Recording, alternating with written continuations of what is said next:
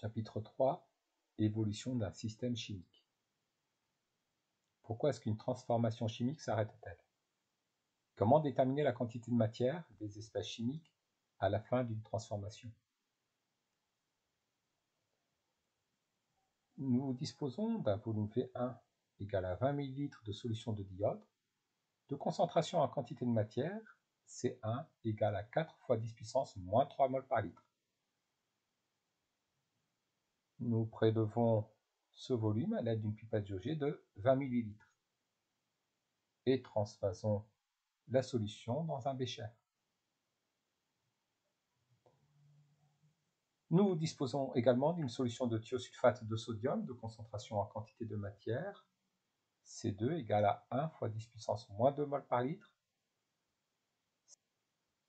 Cette solution, nous la plaçons dans une burette graduée. Et enfin, nous avons de l'emploi d'amidon. Le montage étant prêt, nous observons que la solution de diode est jaune-marron. Afin d'accentuer la coloration de la solution, nous y versons quelques gouttes d'emploi d'amidon. La solution prend une teinte bleu-noir.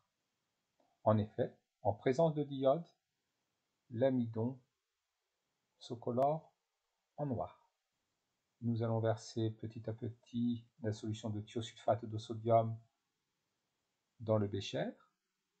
Lorsqu'on verse 4 ml de solution de thiosulfate de sodium, la solution dans le bécher reste colorée. Continuons.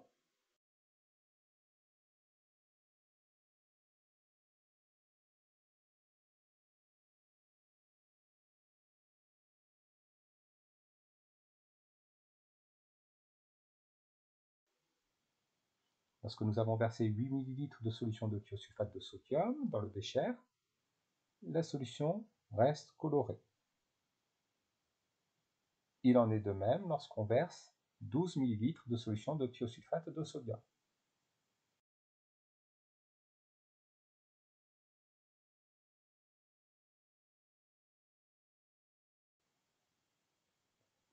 Versons 16 ml de solution de thiosulfate de sodium dans le bécher. Nous observons une décoloration de la solution. La solution devient incolore. Poursuivons.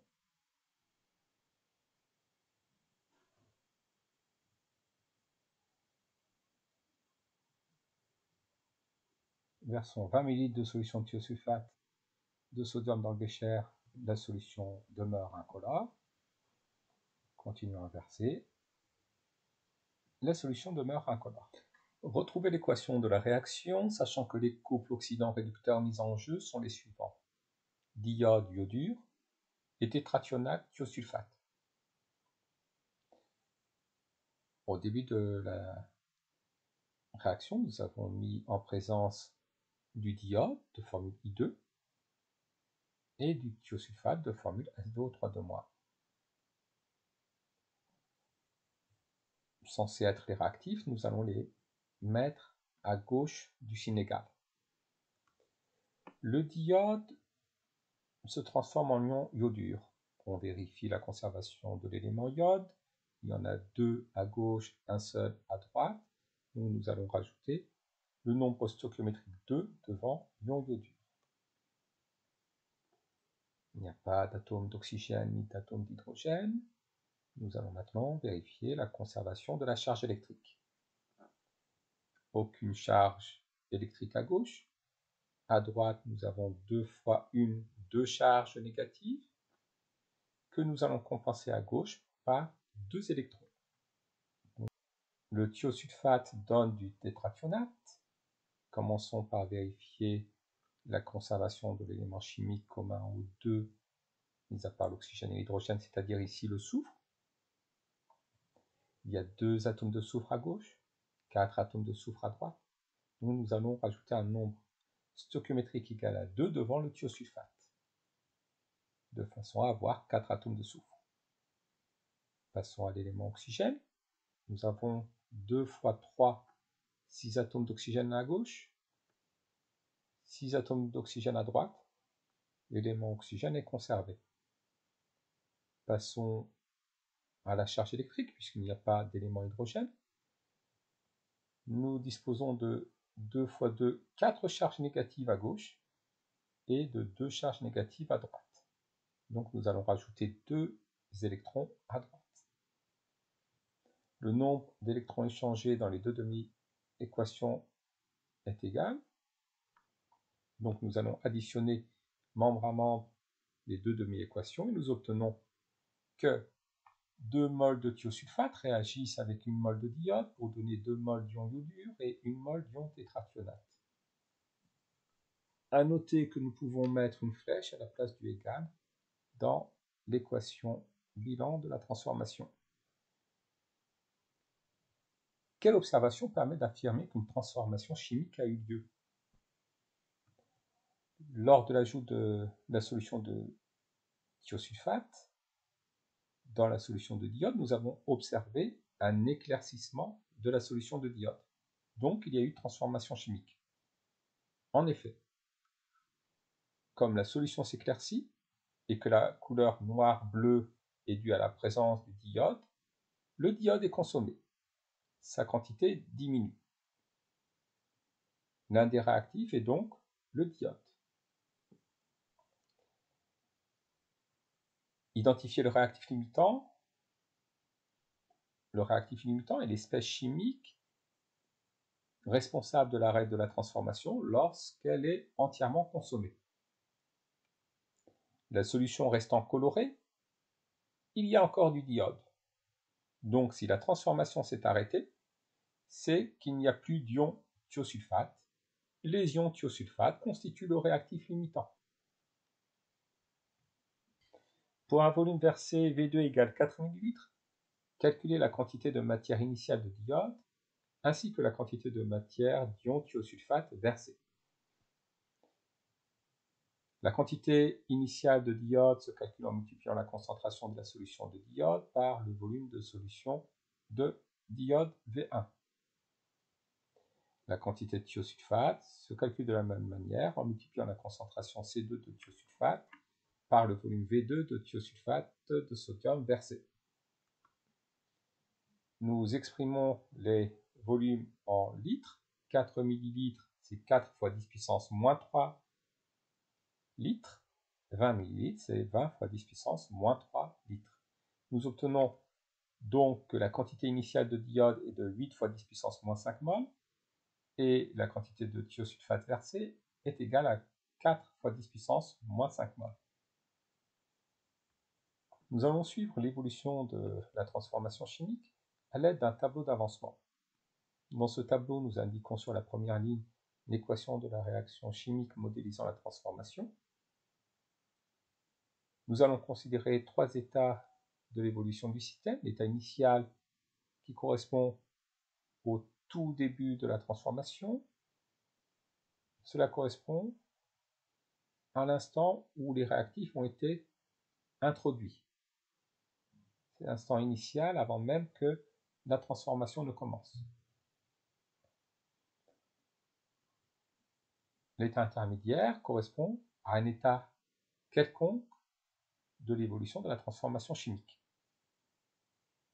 L'état final correspond à l'instant où la transformation chimique s'arrête et que le système chimique n'évolue plus.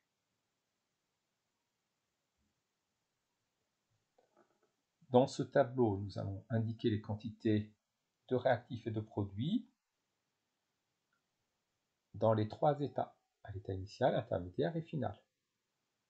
Ainsi, nous pourrons suivre leur évolution. L'état initial est caractérisé par un avancement x égale à 0 mol. Sur la première ligne, donc dans l'état initial, nous indiquons les quantités initiales de diode et de thiosulfate. Ici, nous allons noter N0I2 pour quantité initiale de diode, N0S2O3- pour quantité initiale de thiosulfate. Dans l'état initial, il n'y avait pas d'ion iodure ni d'ion tétrathionate, leur quantité initiale est nulle. Considérons que la transformation se fasse, que le système évolue. L'évolution du système est caractérisée par l'avancement petit x. L'avancement petit x va correspondre à la quantité de réactifs qui a été consommée pour un nombre stoichiométrique égal à 1. Donc, dans l'état intermédiaire, si l'avancement de la transformation est égal à petit x, il reste une quantité de diodes égale à la quantité initiale moins ce qui a disparu, et ce qui a disparu correspond à 1 fois x. Ce qui a disparu correspond à l'avancement, puisqu'ici, le nombre stoichiométrique du diode est égal à 1. Donc j'écris que la quantité restante de diode est égale à la quantité initiale de diode moins petit x. Les nombres stoichiométriques nous indiquent dans quelle proportion les réactifs réagissent. Donc ici, 1 mol de diode réagit avec 2 mol d'ion thiosulfate. Donc si j'ai X mol de diode qui réagit, 2 X mol de thiosulfate vont réagir. Ainsi, la quantité de thiosulfate qui va disparaître lorsque l'avancement vaudra petit x correspond à 2 fois petit x. La quantité restante de thiosulfate dans l'état intermédiaire, c'est égal à la quantité initiale de thiosulfate moins ce qui a disparu, c'est-à-dire 2 fois petit x. Les quantités de réactifs ne peuvent que diminuer. Passons maintenant au produit. Lorsque 1 mol de diode réagit, 2 mol d'ion iodure se forment. Donc, si X mol de diode réagissent, 2 X mol d'ion iodure se forment. La quantité d'ion iodure restante, c'est égal à la quantité initiale d'ion iodure, plus ce qui s'est formé, c'est-à-dire 2X mol. La quantité d'ion iodure restante dans l'état intermédiaire est égale à 2X.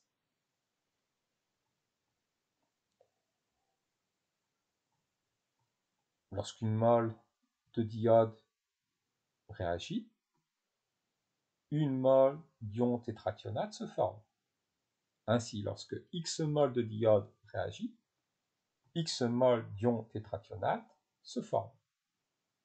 La quantité de tétrathionate dans l'état intermédiaire est égale à la quantité initiale, 0, plus la quantité qui s'est formée, c'est-à-dire X mol.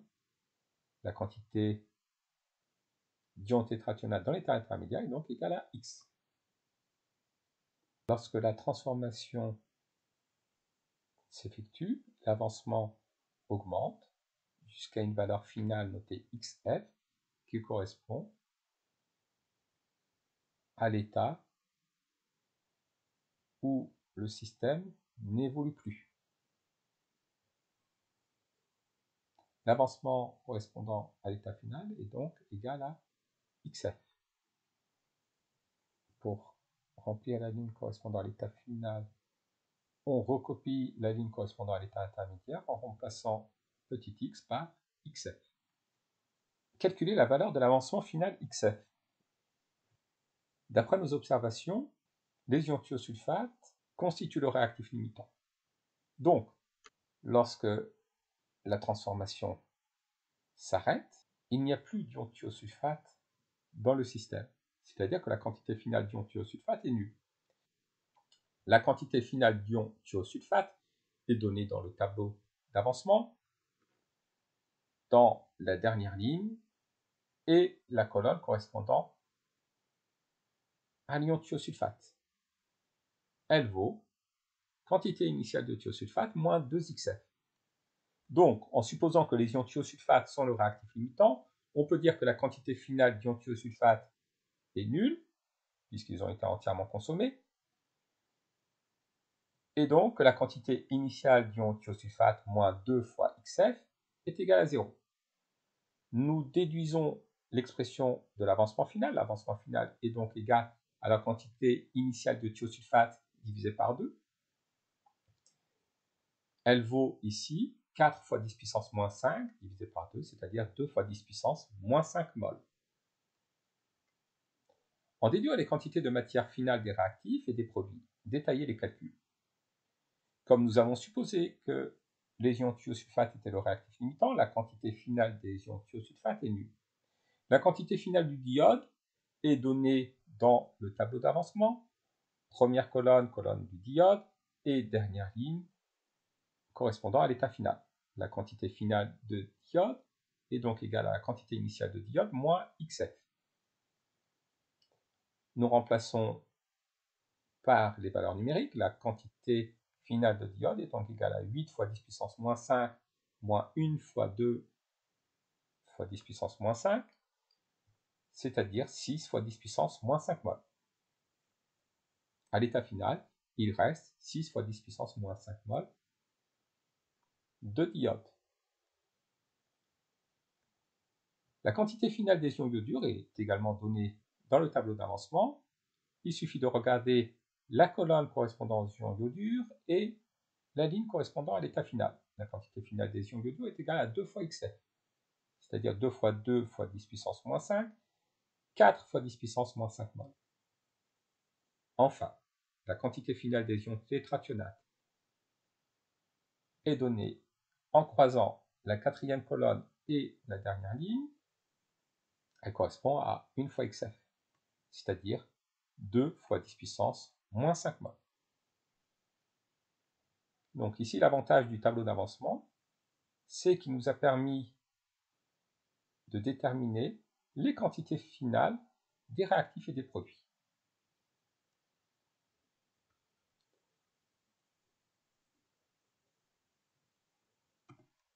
Pour un volume versé de solution de thiosulfate V2 égale 16 ml, la quantité de diode dans le bécher n'a pas changé. Par contre, la quantité d'ion thiosulfate versée est égale à C2 fois V2. Elle est égale à 1 fois 10 puissance moins 2 multiplié par 16 fois 10 puissance moins 3, c'est-à-dire 16 fois 10 puissance moins 5 mol. Nous allons supposer que les ions thiosulfate sont le réactif limitant. Nous en déduisons que la quantité initiale d'ion thiosulfate moins 2 fois l'avancement final est égale à 0, et donc que l'avancement final est égal à 8 fois 10 puissance moins 5 mol. Calculons alors la quantité finale du diode. Nous obtenons que la quantité finale du diode est égale à la quantité initiale de diode moins 1 fois l'avancement final. En remplaçant par les valeurs numériques, nous obtenons 0 mol.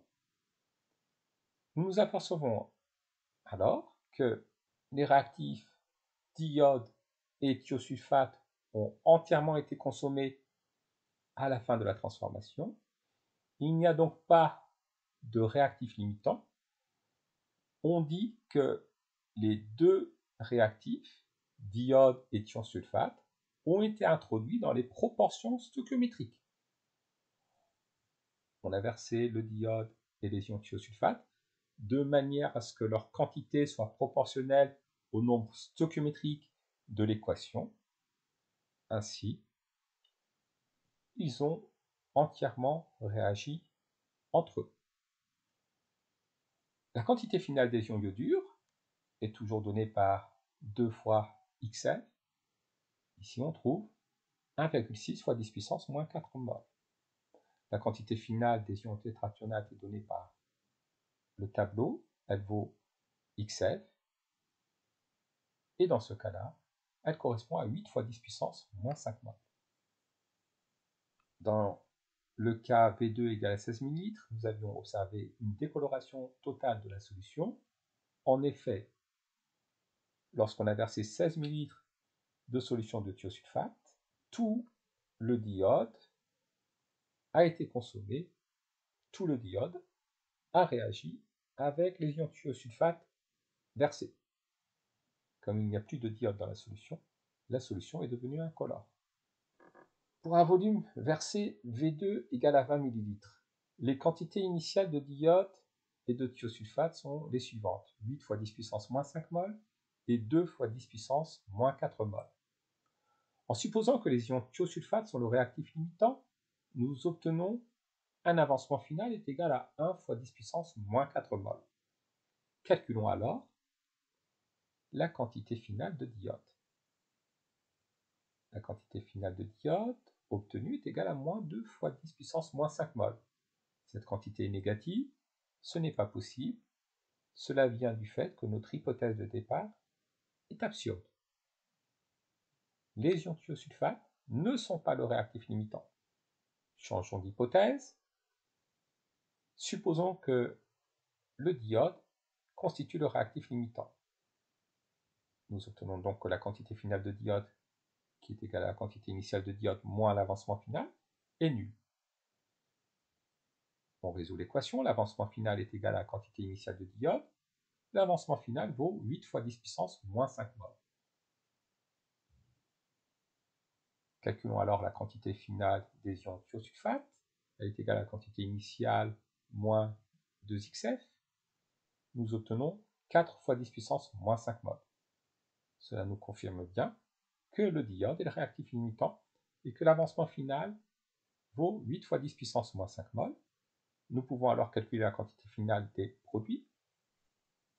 La quantité finale des ions iodures est égale à 2 fois l'avancement final, c'est-à-dire 1,6 fois 10 puissance moins 4 mol. Et la quantité finale des ions tétrathionates est égale à l'avancement final, c'est-à-dire 8 fois 10 puissance moins 5 mol.